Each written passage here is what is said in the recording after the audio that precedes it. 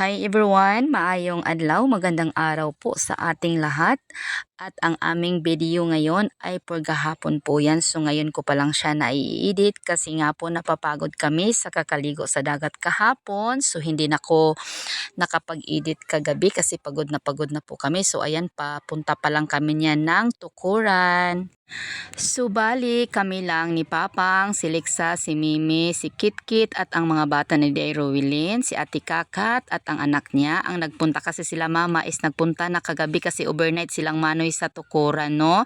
So bali kagabi hindi ako nagpunta kasi nga nagpunta din silang manoy sa amin sa gabi na yon. So hindi na lang kami pumunta. So sa kinabukasan na lang kami nagpunta sa kanila bago pa sila umuwi ng Matunog mga lalabs. So ayan po, ang dami, hindi kami madami kasi nga 'di ba sabi ko sila mama kagabi tapos hindi na sila nagsama ngayon, so kami na lang. So ayan, gusto ng mga bata na maligo ng dagat at gusto rin ng apo ko na maligo ng dagat kasi may ubo siya at sipon mga lalabs, no? Sa pagkakaalam ko is pag naligo ng dagat is matatanggal yun, o diba? At ayan na kami, nakarating na kami ng Tukuran, no? So ayan na sila, ayan ang mga ano nila, no? At nagbili na lang kami ng lechon kasi nga ayun, nakakumain na sila, and then konti na lang yung pagkain nila. Buti na may dala sila na bigas at nagsaing si Inday, nagsaing pa siya kasi sila tapos nang kumain. So kami na lang ang wala pang kain, kaya ayan ang bata nila. Ayan po ang anak ni Inday mga lalabs, no, sa pamangkin ko, anak po ni Manoy. So apo po yan ni Manoy. So yan pa po ang kanyang apo at ayan si Inday at ang asawa niya. Ayan po, at sila lang, pamilya lang talaga sila, no. So sila Manoy, Ate Mani, Inday at anak niya at ang mama at papa ng asawa ni Inday. So ayan ang kanilang mga pagkain na natira at ayan binanatan ko ang kinilaw na iyan, napakasarap ng ano ba yan, parang tuway yun. Ayun, may adobo pa sila na manok. So ayan si Manoy, nagiinuman sila, no, kasama si Kuya Alex. Ayan, naguna na sila Kuya Alex, si Tutong, kapatid ko, at kami ay humabol na lang kami para maligo nga ang aking palangga na apo. Ayan siya, nakaready na, nakabating shot ng batang iyan na sobrang init pa naman. So ay kailangan ko siyang paliguan talaga mga lalabs, no. So ayan, napaka-happy po talaga mga lalabs na makita mo ang kapatid mo na minsan mo lang talaga silang makakasama kasi nga po napakalayo po ng tirahan nila, nasa Matunog, Bayog, Zamboanga del Sur. So bali ayan sa Timani, ay ang anak niya si Inday, ang pamangkin ko, asawa po yan ng Manoy ko. At sobrang saya kasi makakasama mo sila saglit sa hindi pa sila uwi ng Matunog. So kami naman, pag uwi namin mamaya is uwi na kami dito sa Dabristo, no? May sarili kaming dagat dito pero nagpunta talaga kami dyan kasi nandyan nga sila, o diba? So mas maganda naman yung pasyal-pasyal din tayo sa ibang lugar, no? Mga lalabs, so ganun lang ang buhay. Dapat enjoy lang talaga. So ayan na nga, maligo na tayo mga lalabs kasi napakainit ng panahon. Ay nako, sabi hindi ako pwedeng maligo ng dagat kasi rebanded ang buhok ko. Bahala na yung buhok na yan, basta mag-swimming talaga ako. At pagkatapos ko pala yung kumain, so ayan na, no, nagtampisaw na kami, kasama ko ang aking apo at hinahawakan siya ni Bimbim.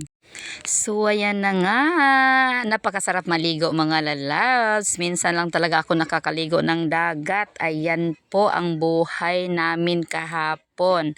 At ayan po, no, sobrang ano, hindi naman siya mainit ang dagat, malamig siya, kaso mainit ang panahon, nakakatakot magbabad, baka masunburn tayo.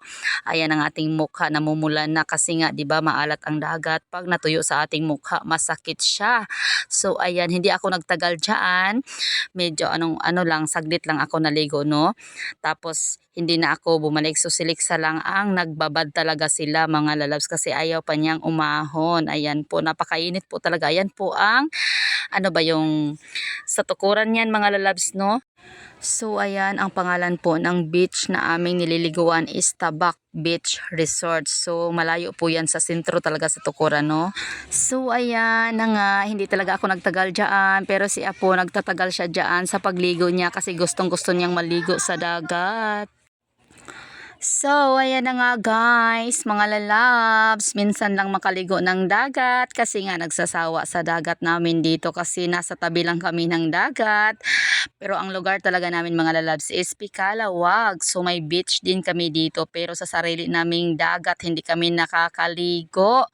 Ayun, at ayan ang aking Manoy. So, ayan po ang pinaka magulang po namin sa lahat, si Manoy Santo, no? Bali, 10 po kaming magkakapatid at 3 lang po silang lalaki at kami naman ay 7 babae. So, 'di ba ang dami namin mga lalabs, no?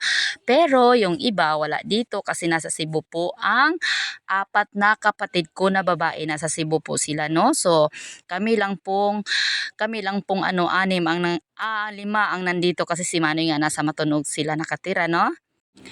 So, ayan si Totong mga lalabs, no? Si Totong naman is yung pinaka manghura namin, ano ba yan? Ano ba yung tawag sa kinamanghuran?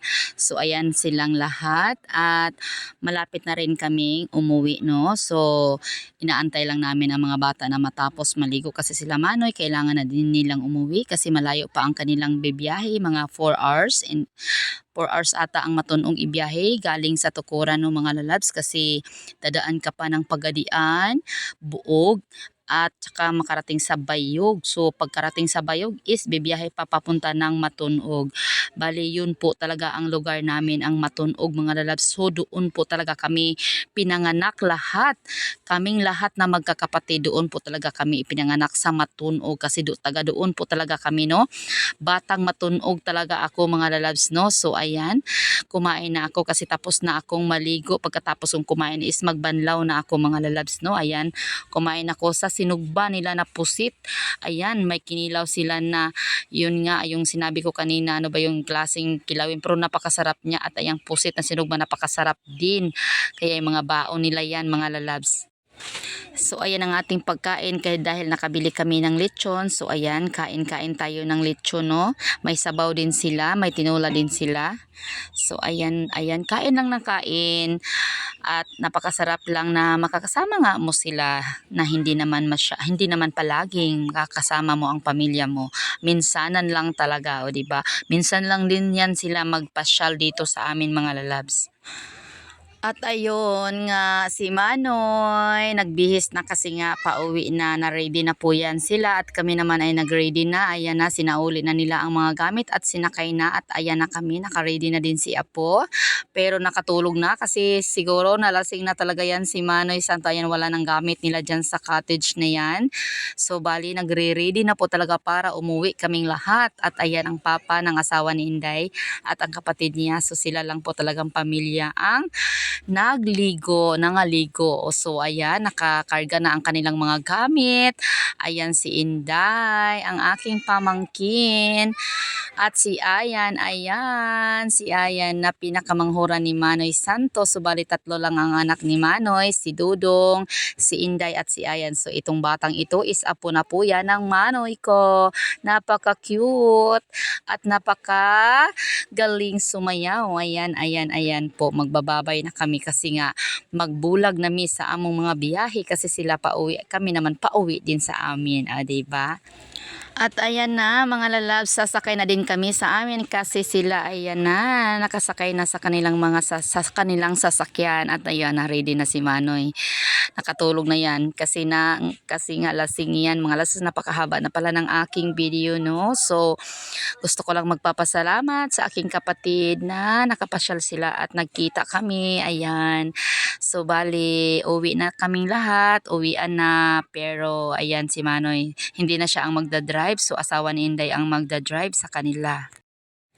So ayan, nag-bye-bye na kami, no? Kasi uwian na mga lalabs. Ayun po, save us my way, save sila papagad. Ayun, save naman ang aming pag-uwi at wala naman pong problema sa daan kasi nandyan ang Panginoon lagi nating kasama sa ating mga lakad kung saan man tayo makakarating. Huwag kalimutan na tumawag sa kanya at humingi ng proteksyon sa bawat oras kung saan-saan man tayo magpunta mga lalabs dahil siya lang po ang nakakaalam sa lahat. So ayan po, thank you Lord dahil naging ayos naman po ang aming mga biyahe. So ayan na, palabas na kami kasi nga uwian na. Thank you everyone for laging sa support nyo sa panonood ng aking mga video and happy day lang po tayo no. So ayan na no, nasa Tukuran na kami niyan. Ay ayan, nagtubil kami tapos si Apo is tulog na kasi nga napapagod yan sa kakaligo sa dagat. So nagtubil pa po ang aking asawa para makarating na kami dito din sa amin no at makapag-relax na. Ang sarap matulog pag maligo ka ng dagat. So yun lamang everyone, thanks for watching and bye bye.